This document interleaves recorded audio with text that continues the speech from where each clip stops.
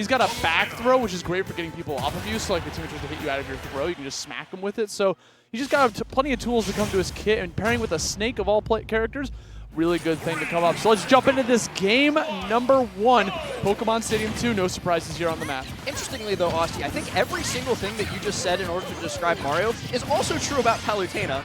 And then you pair Palutena with a character like Rob, and you get the exact same thing. So you've got 2 different teams, each one having a very solid all-arounder character and then a very explosive top tier to back them up. So I think this really could go either way.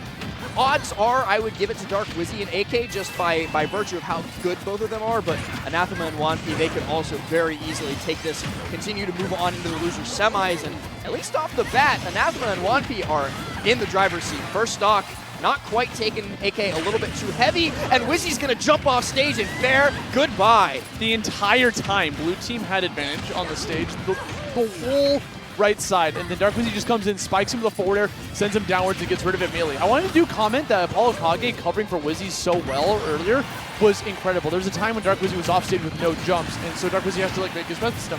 He might not hit the opponent, but he's just making himself a threat, so he can't just focus on Dark Wizzy. Exactly. AK always so precise with those grenades in singles, so I'm not surprised in the slightest to see that he does the same thing in doubles, and placing himself, like you said, right in the limelight to make sure that Wizzy stays safe. We've almost evened up. Wizzy, the last holdout on that third stock. AK very nearly losing the second one, but able to hold on once again. Rob back air not quite strong enough to take out a Snake sub 100%. Using that heavy weight to his advantage. Oh my gosh. He's alive through all of that thanks to AK's grenade popping him out of the grab. That's the thing, you gotta always be on the lookout in this match. Oh, no! Up tilt catching both the enemy and his teammate. It was the hitbox extension too. Wizzy thought the up tilt was done and dusted and ran in a little bit too early. At least, you know, if you're gonna die, it was in the hands of an ally. He was also like at 200 almost, so like, you know what? That was already an expired stock, so we gotta get that off the shelf. So here we've already started to see in this game though is that Juanpi and Anathema are having no trouble dealing damage, but taking stocks has been a little bit of a struggle for them, whereas Wizzy and AK, they have no struggles with that. And you got the explosions coming out from Snake, and then Dark Wizzy just getting a ton of like the skill power offstage on top of that. No, it's no wonder they're able to close the stock so fast. And I like the teamwork they got going here, down tilt into back air, both from Snake into Mario. See the forward air just pushing out there. You better respect this space that Mario's currently in control, catching the air dodge. The up air chain eventually gets saved by his teammate, because he could have kept that going. Yeah, if Juanpi wasn't there to save Steven, Wizzy would have done that forever because Anathema had no jump. The air dodge was going to be predictably called out every single time he went for it. It would have been a disaster for the blue team, but thanks to the quick intervention by Juanpi, they're going to be able to keep this going, but no more interventions coming your way, Steven. You're going to have to deal with Wizzy, and, well, opting not to deal with Wizzy and AK in that last stock situation, opting instead to just say, GG's go next, let's try game number 2. There's something to be said for like someone's mental health when it comes to that, right? Like being able to just not go into a set and just put yourself even lower on the totem pole as you just keep trying this like uphill battle of a 1v2 and it's 3 stocks to 1. So instead of doing that, making yourself increasingly more frustrated, just give it up.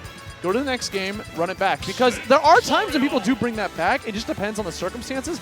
That Rob was at 100-some%, and the other 2 were pretty low with 3 stocks. I don't think that was going to happen. Yeah, and there's also something to be said for in doubles. There's not too much adaptation to be made. So like sometimes in that situation in singles, you're going to want to stay on the stage just so you can try and call out a couple more habits, try and figure out a couple more things to do. Going into the next game, doubles, that's not really a factor. You just have to play better. Yeah.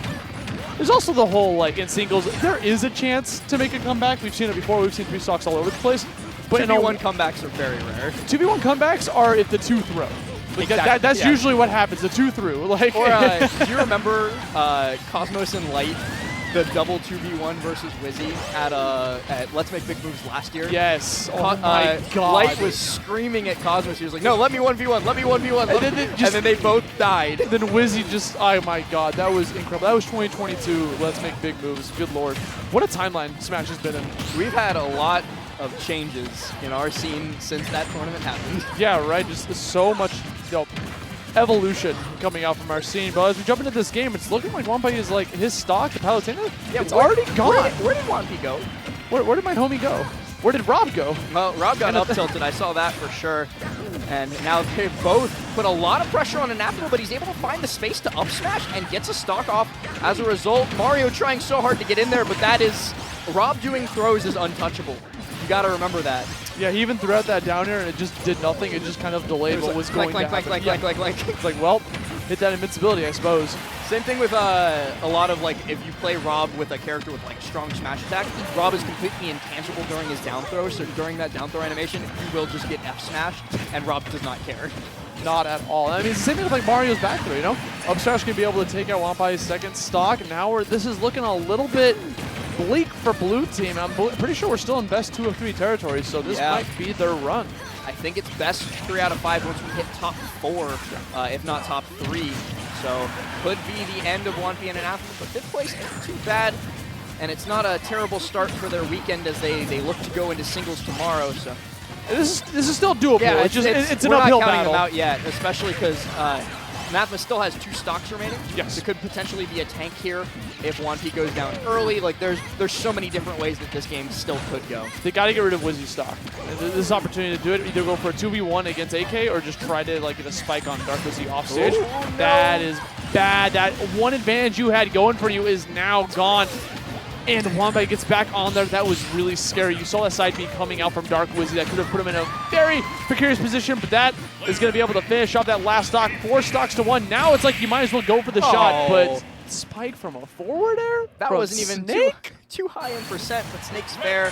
One of the strongest spikes in the game, and I was about to say, I'm really excited to see what AK and Wizzy